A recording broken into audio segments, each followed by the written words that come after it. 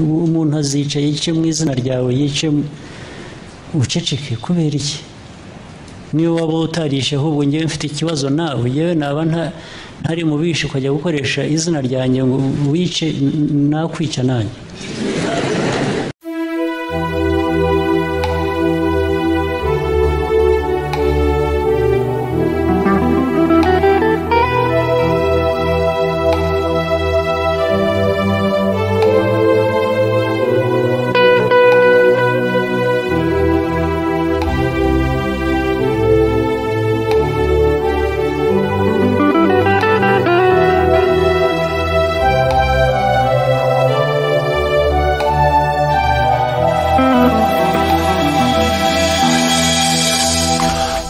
Itariki zitandatu ndamukiza buri mwaka u Rwanda ruribuka genocide yakorewe ubwoko bw'abatutsi yabaye mu 1994. Ubwo bwicanyi bwabaye nyuma y'aho indege ya Juvenal Habyarimana yategwa misile mu gihe ari kiritegura kururuka ku kibuga c'indege Kanombe. Habyarimana ntiyari wenyene, yari kumwe na Cyprien Ntaryamira umukuru w'igihugu cy'u Burundi. Bose bakaba bariko baganuka bava Dar es Salaam mu nama yari yahuje bakuru b'ibihugu by'akarere. Urupfu nico kibi kiruta ibindi, urupfu nico kibi kiruta ibindi. Ku gihugu cy'u Burundi wabaye umubabaro udasanzwe, na cyane cyane ko bari bakigandariye umukuru w'igihugu Melchior Ndadaye yaheruka kugandagurwa. Ku Rwanda naho inkurikizi zabaye mbi cyane, kuko habaye ubwicanyi butagira izina hagati y'abahutu n'abatutsi. FPR imaze gufata igihugu yashinze leta nshasha, leta y'abatabazi. Iyi leta yatangaje ko abatutsi bagera ku miliyoni baburiye ubuzima muri urwo rugomo. Ariko inyuma y'ibituzi hari ukundi kuri leta y'u Rwanda itashatse ko amakunga amenya. Iyi leta yamye yamaganira kure ukora ubushakashatsi cyane enquête guhera ku iraswa ry'indege yari ireruye Juvenal Habyarimana na Cyprien Ntaryamira. Abagerageje kubikora ko amatohoza bakazana iyindi version itandukanye n'iyi ya leta ya FPR, babita abapfobya genocide. Aba bariyicwa kuko iki ni icyaha kidaharigwa muri iki gihugu c'imisozi igihumbi.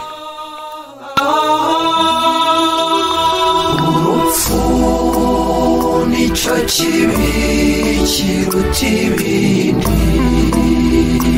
urupfu nico kibi. Ni ikihe mu by'ukuri kinyegeje inyuma y'iyi genocide? Kubera iki leta ya Kagame itigeze yipfuza ko hamenyekana ukuri utandukanye n'ibyo twakuze twumva? Ni gute leta ya FPR yakoresheje genocide nk'ikigwanisho cyo kumanipira amakungu no gusahura mu y'agaciro harimo ubuseruko bw'igihugu ca Kongo? Aho yaba genocide cyangwa intambara, uwishwe n'abihorera, uwazize impanuka cyangwa se uwazize indwara. Ibi kugira ngo tubitahure ndabajana mu gitabo ca Patrick Mbeko Marele Ovenki 30 ans de crimes de manipulation et d'injustice couverts par l'Occident. Muri kino gitabo c'impapuro 500 uraza kumenya ukuri utigeze wumva ku gihugu cy'u Rwanda guhera mu mwaka w'1994 gushika no munsi.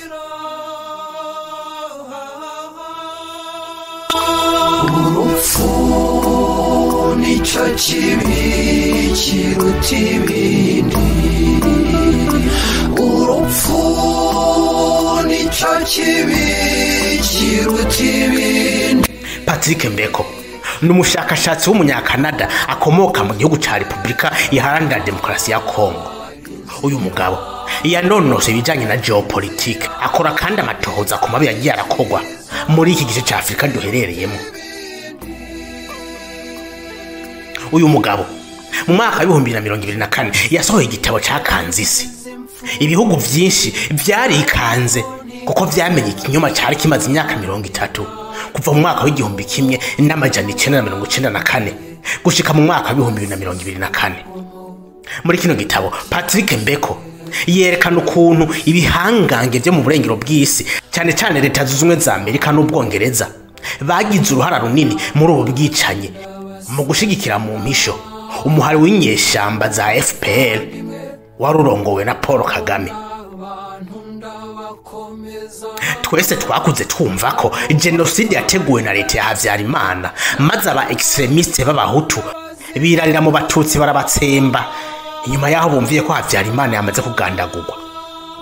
Ariko Patrick Mbeko azana ukundi kuri gutandukanye nuko avuga ko ubwicanyi kutari ugupfa amoko gusa hagati y'Abanyarwanda, ahubwo yari intambara yabaye igikoresho ku nyungu z'ibihugu by'uburengero bw'isi, aho bicaye hamwe biga uko bosenyura leta yari hasanzwe maze bagashiraho systeme nshasha yo kwigarurira akarere na cyane cyane ubuseruko bwa Republika Iharanira Demokarasi ya Kongo. Patrick Mbeko yerekana ko imyaka 30 iheze u Rwanda rukora ibyo gwishakiye muri ico gice c'ubuseruko bwa Kongo kubera ko nyene ngo uhagarikiwe n'ingwaravoma. Kugeza n'ubu Amerika n'Ubwongereza nta na kimwe bashobora kuvuga kuma bari karakorerwa muri iki gice ca Afrika. Ni nkuko atana kimwe bashobora kuvuga kuma bari karakorerwa muri Palestina, u Rwanda na Israel, Kagame na Netanyahu, ibikoresho by'ibihugu by'uburengero aho bakora ibyo bashatse muri ibi bice babarizwamo. Kuva mu ntango z'uyu mwaka wa 2025 ubumwe bw'Uburaya bwasabiye ibihano igihugu cy'u Rwanda kuba kiriko kirafasha umuhari May 2023 kwigarura ibisagara bitandukanye by'igihugu ca Kongo. Ariko ibyo Amerika idashigikiye isi ntibibishigikiye.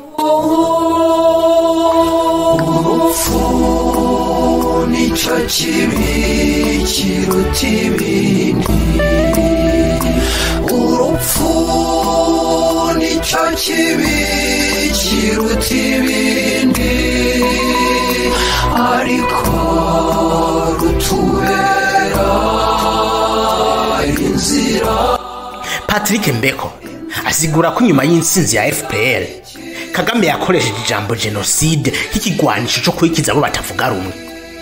Umuntu wese yagerageza guca kubiri n'ivyari vyategetswe, yabo munyamahanga, yabo munyarwanda, yabo muhutu canke umututsi, bose bategerezwa kwicwa.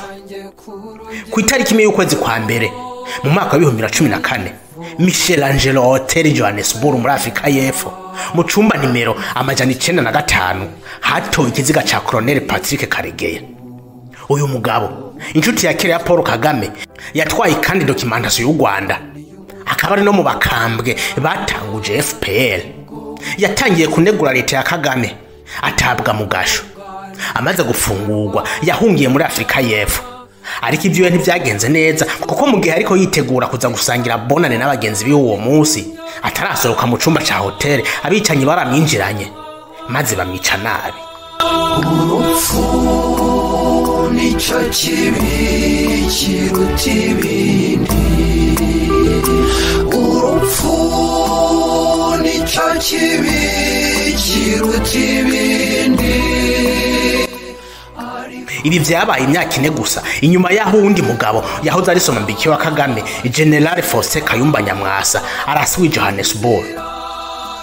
Umugabo yitwaje impoho yamurashe mu mushishito, ariko Imana irakinga Kayumba ntiyahitava. Umugore we yaramutabarije ajanwa kwa muganga, abaganga bakoranye ubukerebutsi baramurokora. Uyu Kayumba yaratanguye kunegura ubutegetsi bwa FPR, nawe yategerezwa kwicwa, ariko Imana iramurokora. Mu misi heze yahaye ikiganiro abamenyesha makuru muri Afrika y'Epfo kubijanye n'intambara iri kubera mu buseruko bw'igihugu ca Kongo. Yatanze umuco ku ruhara rw'u Rwanda muri iyi ntambara, yongera avuga kubijanye na demokrasi yazinye muri iki gihugu ca President Kagame. Yavuze ati na Nelson Mandela intwari yakoze ibikorwa ntashikirwa ku isi yose, agarutse muri Afrika y'Epfo akitoza kuba president niyotsinda ku majwi 99%. Urupfu rwa Patrick Karegeya rwagarutswe ko kandi mu gitabo ca Michel Long, igitabo yise Rwanda Assassin sans frontières, enquête régime Kagame. Uyu mwanditsi akaba n'umumenyeshamakuru w'umwongereza nawe yakoze enquete kuri genocide yo mu 1994 yashize ahabona amakuru atanumwe yari bwayatangaze yerekanye ukuntu genocide itaheze mu gihe FPR yari imaze gufata ubutegetsi ahubwo ubwicanyi bwarakomeje gushika n'uno munsi ariko rutubera inzira iganikiza kiruta ibindi. Reka tuve kuri Michel Arong tugaruke kuri Patrick Mbeko. Muri iki gitabo ciwe Marere Ovenki arerekana ukuntu FPR yabesha makungu ko bagiye kurondera bakoze genocide muri Congo, kumbe bagiye kwimbira mu ya Corta ari mu buseruko bw'iki gihugu. Patrick Mbeko arerekana ko uku kurondera intera hamwe ko Kagame yabigize business yinjiriza amahera menshi Kigali n'ibihugu byo mu burengero bw'isi. Uyu mugabo Mbeko avuga kandi ko ibitigiri by'abatutsi leta ya Kigali ivuga ko bapfiriye muri genocide ataho bihuriye n'ukuri. Arerekana ko imbere ya genocide abanyarwanda bari 7,900,000. Ico gihe abatutsi bari bice 10 gusa by'abanyarwanda bose. No kuvuga ibihumba 790 gusa. Aribaza ati none tuvuge ko abatutsi babishe bose atanumwe yasigaye. Ati none niyo boba bapfuye bose 1,000,000 naho wopfa kuko igitigiri cy'abatutsi muri ico gihe cyari munsi y'1,000,000.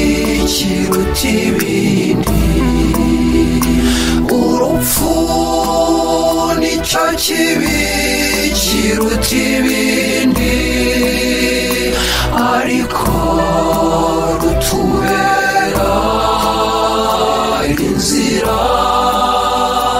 inzira iganikiza kiruta ibindi.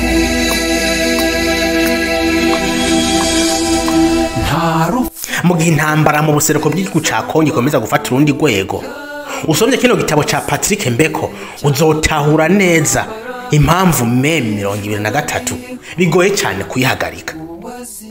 Ibihugu by'akarere byose vyaramanitse amaboko, Uburundi nibwo bwasemereye buti nyabuna tagikozwe ibintu birayangara mu karere. Perezida w'u Burundi Evariste Ndayishimiye ntiyigeze ahemukira inshuti yo Felix Tshisekedi mu kumuterera agacumu k'ubumwe muri ibi bihe bitamworoheye na gato. Ariko ikibazo ni ese Burundi na Kongo bazotsinda Amerika n'Ubwongereza? Iyi ntambara izoherera hehe?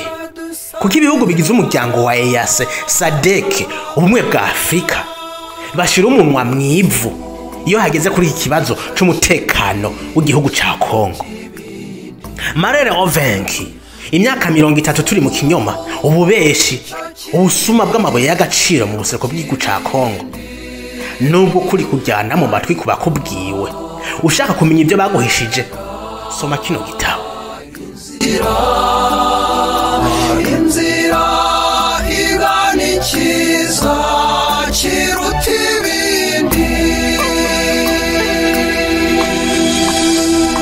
Jenoside yangize imfubyi ariko ntikanyibagiza abandi bantu nabo bababaye basize urugomo rutizwe jenoside.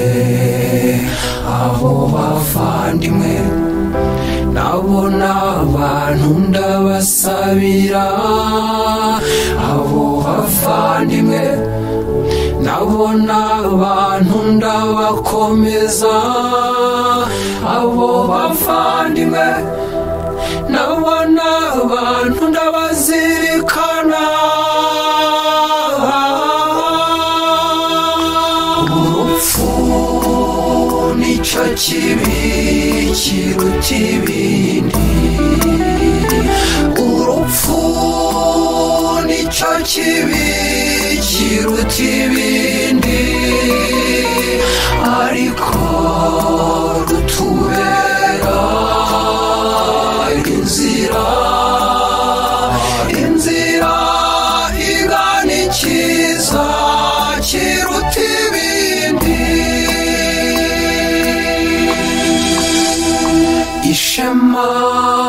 n'urukundo byanjye si ibyo mvana mu buzima bw'aha munsi, si n'ibyo mvana mu bintu, ahubwo mfite ishema ry'ubumuntu. Ndi umunyarwanda, igibanzirizwa na ndi umuntu. Ndi umunyarwanda, igibanzirizwa na ndi umuntu. Ndi umunyarwanda, igibanzirizwa na ndi umuntu. Urupfu nicyo kibi kiruta ibindi. Urupfu nicyo kibi kiruta ibindi, ariko rutubera inzira igana ikiza kiruta ibindi. Iyo myumvire y'ugucungurwa niko kabando kanjye ku rugendo nayivomye mu kwemera mfitiye Yesu Kristu. Ubwo Kristu nibwo bwunganiye ubunyarwanda.